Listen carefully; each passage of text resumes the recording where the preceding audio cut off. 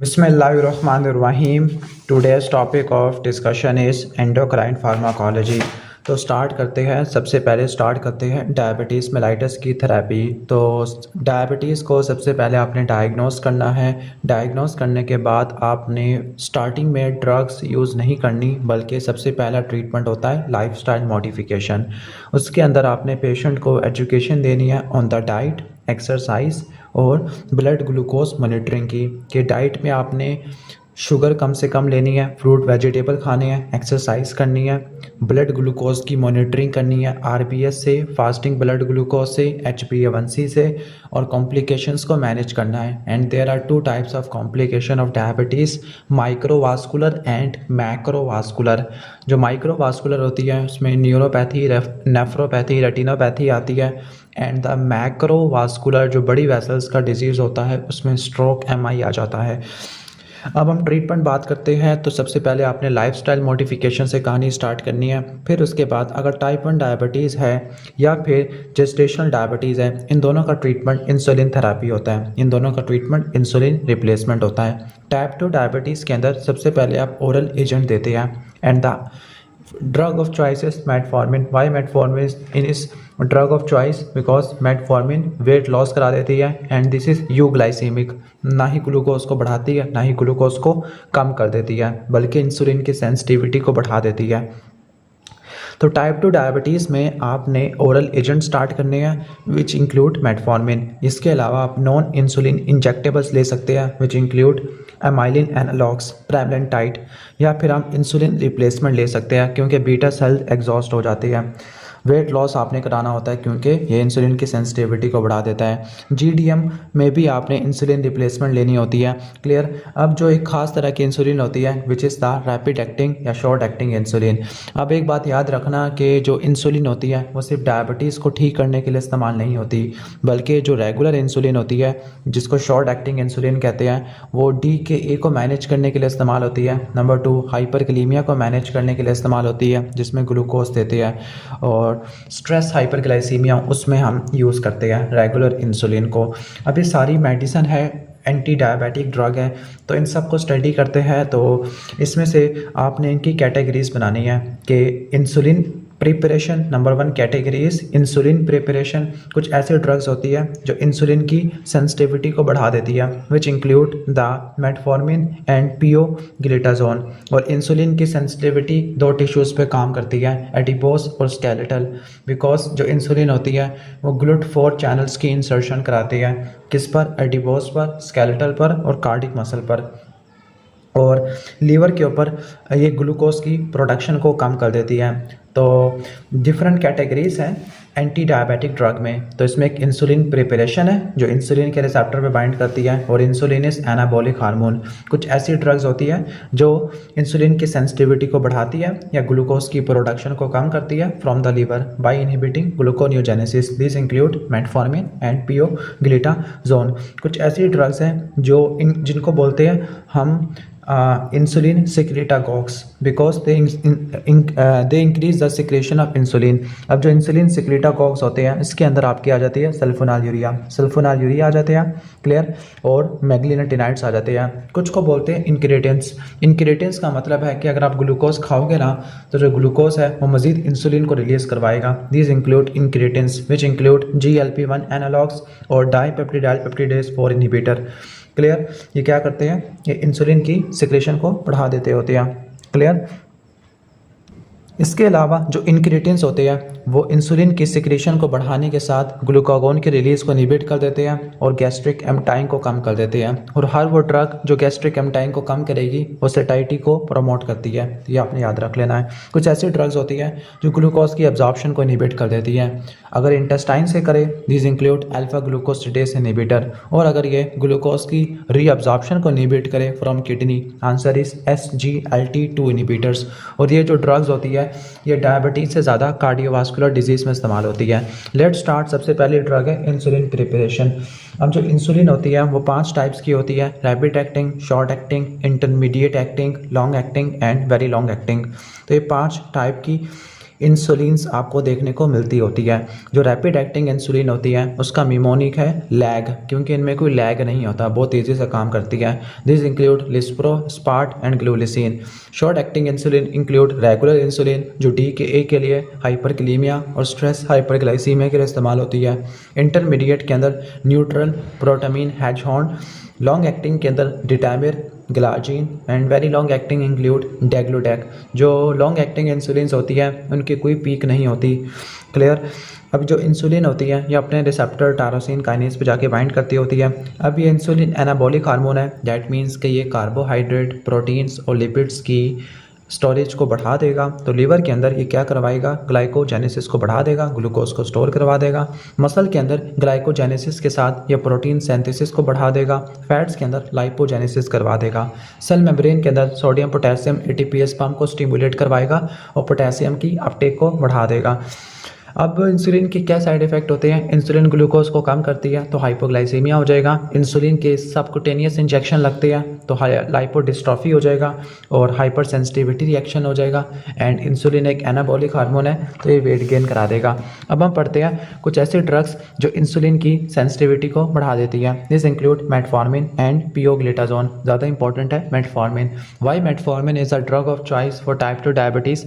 Because metformin weight loss कराती है which is desired, and number 2 metformin is euglycemic drug कि ये hypoglycaemia नहीं करवाती।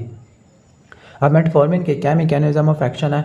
अब ये ड्रग्स इंसुलिन की सेंसिटिविटी को बढ़ाती है। इंसुलिन की सेंसिटिविटी को बढ़ाने का मतलब है कि वही काम करना जो इंसुलिन करती है, यानी इंसुलिन क्या करती है, ग्लूकोज की अपटेक को बढ़ा देती है in skeletal and cardiac muscle. तो ये ड्रग्स क्या करेगी, ये ड्रग्स वही काम करेगी। ये ड्रग्स पेरिफेरल ग्लूकोज अपटेक को बढ़ा देगी जस्ट लाइक इंसुलिन।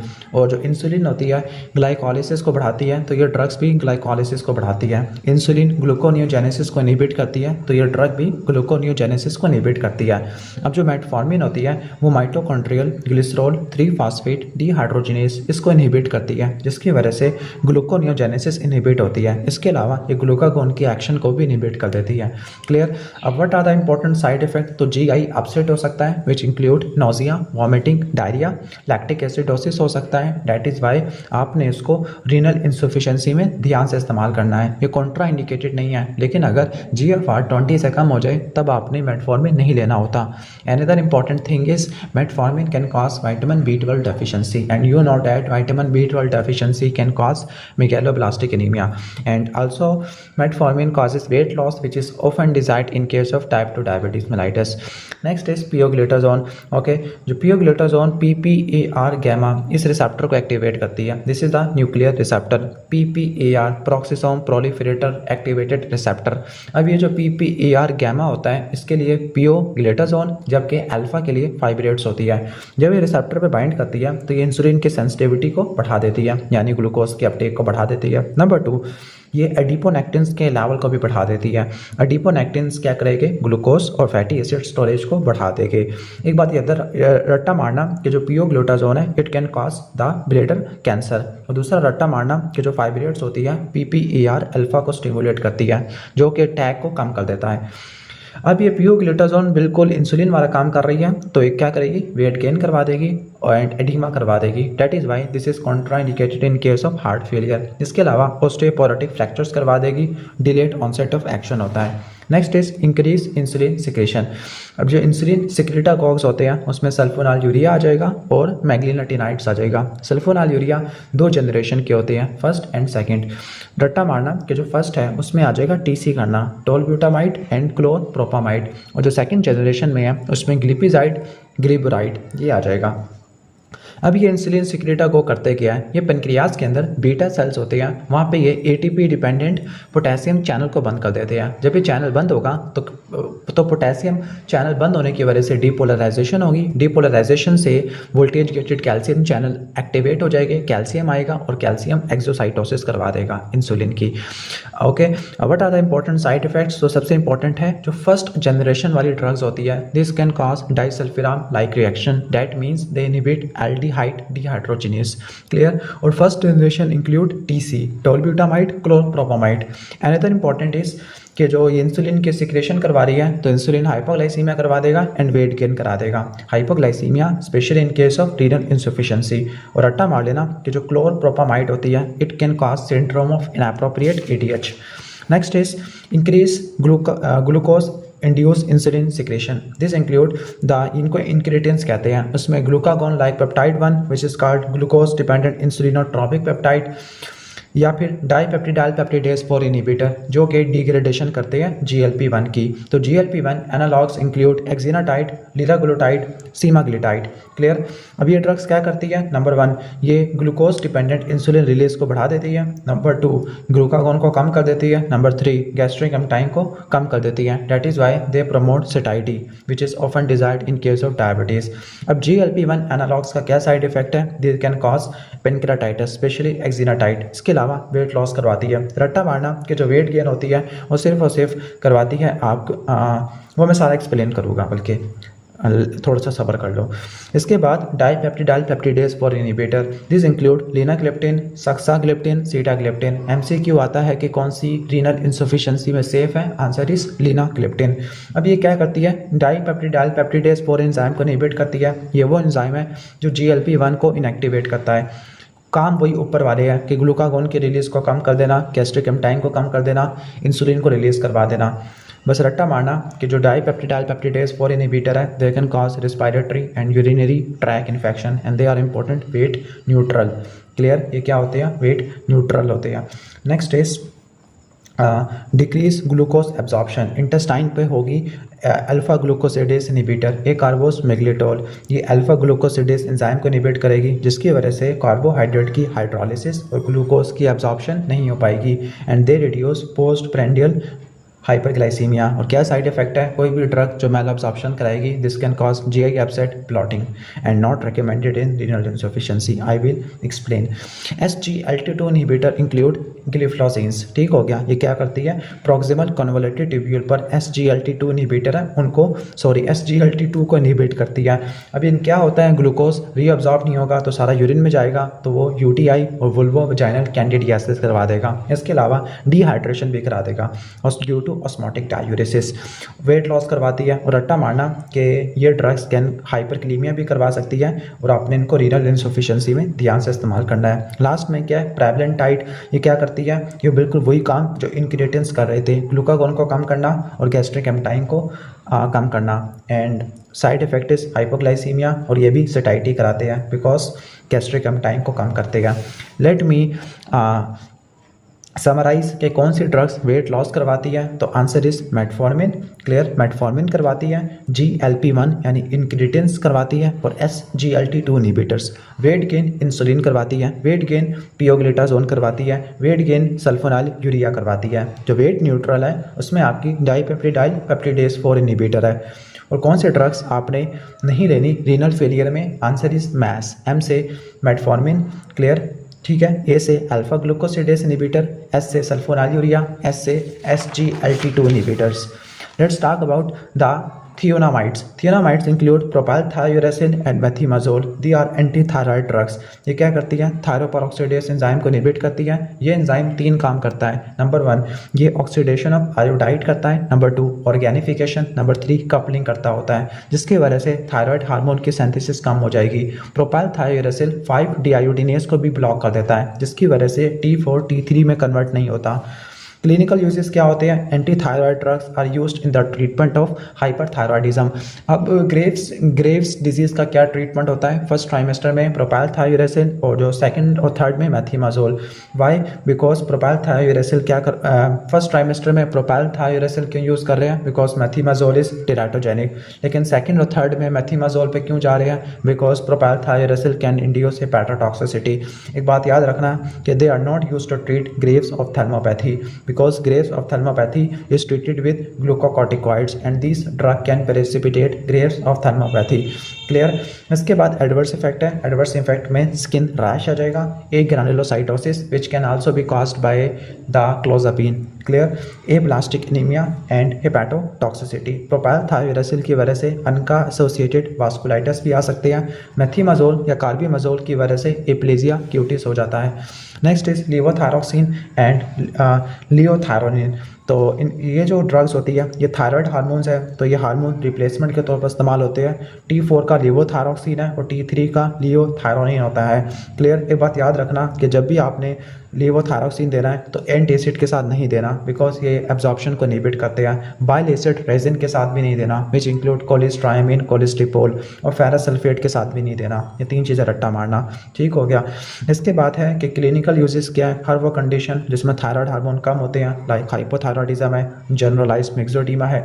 कभी कभार फीमेल्स मिस यूज़ करती है ताकि थायराइड हार्मोन यूज़ करे, उनका वेट लॉस कम हो जाए। इसके अलावा ये एक्सोजीनस हाइपरथायरॉयडिज्म को एंडोजीनस हाइपरथायरॉयडिज्म से डिफरेंशिएट करने के लिए भी इस्तेमाल करते हैं। एक्सोजीनस का मतलब है कि बाहर से थायराइड हार्मोन ले रहे हैं जो अंदर वाले थायराइड हार्मोन की प्रोडक्शन को इनहिबिट कर देगा, तो हम उसको डिफरेंशिएशन करते हैं। और डिफरेंशिएशन करने के लिए हम बाहर से थायराइड हार्मोन देते हैं और फिर अंदर देखते हैं कि TSH रिसेप्टर एंटीबॉडी तो नहीं है, या कोई रेडियो एक्टिव आयोडीन अपटेक कितनी है, या फिर थायराइड हार्मोन के ब्लड फ्लो को देख लेते हैं। तो ये 3 चीज़ों से हम डिफरेंशिएट करते हैं। साइड इफेक्ट क्या है, सेम हाइपर थायराइडिज्म वाले, थायरोटॉक्सिकोसिस वाले, tachycardia, heat intolerance, tremor, arrhythmia. अब हाइपोथैलेमिक और पिट्यूटरी ड्रग्स आ जाती है, conivaptan, tolvaptan, they are ADH antagonist V2 होते हैं, और जो ड्रग्स ADH को ब्लॉक करेगी they are used in the treatment of syndrome of inappropriate ADH। Demeclocycline another antagonist, this is also used in the syndrome of inappropriate ADH, signalling को interfere करती है। डेस्माप्रेसिन agonist होता है, तो ये इस्तेमाल होगा सेंट्रल डायबिटीज इंसिपिडस में, इसके अलावा वॉन विलिब्रेंट डिजीज में, स्लीप एंड यूरिसिस में, और हीमोफीलिया A में, क्योंकि ये वॉन विलिब्रेंट फैक्टर को रिलीज़ करवाता है। ग्रोथ हार्मोन यूज़ होता है ग्रोथ हार्मोन डेफिशिएंसी में और टर्नर सिंड्रोम में, जहाँ पर हाइट छोटी होती है। ऑक्सीटोसिन इंडक्शन ऑफ लेबर के लिए इस्तेमाल होता है, PPH के लिए इस्तेमाल होता है। ऑक्ट्रियोटाइड सोमैटोस्टैटिन एनालॉग है, ये इसोफेजियल वायरसेस के अलावा जो सोमैटोस्टैटिन है वो यूनिवर्सल इनहिबिटर ऑफ सिक्रेशन है, जहाँ पे सिक्रेशन ज़्यादा होगी उसको इनहिबिट करेगा। लाइक एक्रोमेगाली में ग्रोथ हार्मोन का लेवल ज़्यादा होता है, कार्सिनोइड में सेरोटोनिन का, गैस्ट्रिनोमा में गैस्ट्रिन का, ग्लूकागोनोमा में ग्लूकागोन का। इसके बाद फ्लूट्रोकॉर्टिसोन है, तो ये मिनरलोकॉर्टिकॉइड एगोनिस्ट होता है, कुछ ग्लूकोकॉर्टिकॉइड पावर भी होती है। तो ये primary adrenal insufficiency which is called Edison disease, वहाँ पे इस्तेमाल होता है। तो इसके साइड इफेक्ट क्या है, सेम कुशिंग सिंड्रोम वाले। इसके बाद है सीना कैल्सिट। सीना कैल्सिट क्या करती है, ये पैराथायराइड ग्लैंड के ऊपर कैल्शियम सेंसिंग रिसेप्टर को सेंसिटाइज कर देती है टू द सर्कुलेटिंग कैल्शियम। तो जो थोड़े से कैल्शियम को वो ज़्यादा रिस्पॉन्ड करेगी और PTH का लेवल कम हो जाएगा। प्रोनाउंस सीना कैल्सिट, सेंसिटाइज कैल्शियम। तो क्लिनिकल यूज़ क्या है, हर वो कंडीशन जिसमें PTH का लेवल ज़्यादा होगा। फॉर एग्जांपल CKD वाले पेशेंट हैं जिनको डायलिसिस हो रहा है, तो उसमें पैराथायराइड हार्मोन का लेवल ज़्यादा होता है। क्लियर। तो उसको ट्रीट करना, या प्राइमरी हाइपर पैराथायराइडिज्म में हाइपर कैल्सीमिया को ठीक करना। लेकिन रट्टा मारना, प्राइमरी हाइपर पैराथायराइडिज्म का ट्रीटमेंट होता है पैराथायराइडेक्टमी। अगर वो फेल हो जाती है फिर सीना कैल्सिट पे जाना है। साइड इफेक्ट क्या है, कैल्शियम कम ना हो जाए। Next is sevelamer. Sevelamer is non absorbable phosphate binder, कि ये फॉस्फेट के साथ बाइंड करेंगे, एब्जॉर्ब नहीं होंगे, फॉस्फेट की एब्जॉर्प्शन को इनहिबिट कर देंगे। तो ये CKD में इस्तेमाल होते हैं बिकॉज CKD में फॉस्फेट ज़्यादा होता है। Side effect is hypophosphataemia. इसके बाद है केटाइन एक्सचेंज रेजिन्स, नाम से लग रहा है कि ये केटाइन एक्सचेंज करेंगे। क्लियर, ठीक हो गया। This include patiromer, sodium polystyrene sulfonate and zirconium cyclosilicate. Zirconium को रट्टा मार लो, मेरे नाम से बनता है जुहेब से जिरकोनियम। क्लियर। तो ये क्या करती है, ये पोटेशियम से बाइंड करती है, साइट इंपॉर्टेंट है कोलन के अंदर। एक्सचेंज कौन करेगा, सोडियम और कैल्शियम एक्सचेंज हो जाएगी पोटेशियम के साथ, मतलब सोडियम और कैल्शियम को शायद एब्जॉर्प्शन पे चले जाएगा, पोटेशियम निकल जाएगा। तो ये मेनली इस्तेमाल होती है हाइपरकलीमिया को ट्रीट करने के लिए, एंड साइड इफेक्ट इज हाइपोकलीमिया। तो उम्मीद है कि समझ आ गया होगा। This was all about